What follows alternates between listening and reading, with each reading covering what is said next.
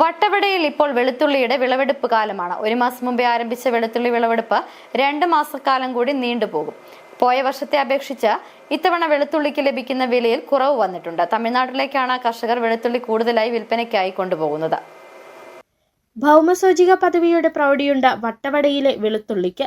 ഗുണം കൊണ്ടും മണം കൊണ്ടും ഒന്നാം നിരയിലാണ് വട്ടവട വെളുത്തുള്ളിയുടെ സ്ഥാനം. കൃഷി ഇറക്കിയ വെളുത്തുള്ളി മൂപ്പെത്തിയതോടെ വട്ടവടയിൽ ഇപ്പോൾ വെളുത്തുള്ളിയുടെ വിളവെടുപ്പ് കാലമാണ്. പോയ വർഷം വെളുത്തുള്ളിക്ക് 500 രൂപ മുതൽ 600 രൂപ വരെ കിലോയ്ക്ക് ലഭിച്ചിരുന്നു. എന്നാൽ ഇത്തവണ വില പാതിയായി കുറഞ്ഞിട്ടുണ്ട്. ഇത് കർഷകർക്ക് വലിയ നിരാശ സമ്മാനിക്കുന്നു. തമിഴ്നാട്ടിലേക്കാണ് കർഷകർ വെളുത്തുള്ളി കൂടുതലായി വിൽപ്പനയ്ക്കായി കൊണ്ടുപോകുന്നത്. നമുക്ക് GA ലൈസൻസ് കിട്ടിയ വെളുത്തുള്ളിയാണ്. നമ്മുടെ മലയാളത്തിൽ പറയുവാണെങ്കിൽ ഭൗമസൂചിക പദവി നമ്മുടെ വെളുത്തുള്ളിക്കാണ്. വട്ടവട വെളുത്തുള്ളിക്കും കാന്തല്ലൂർ വെളുത്തുള്ളിക്കും മാത്രമാണ് കിട്ടിയിരിക്കുന്നത്.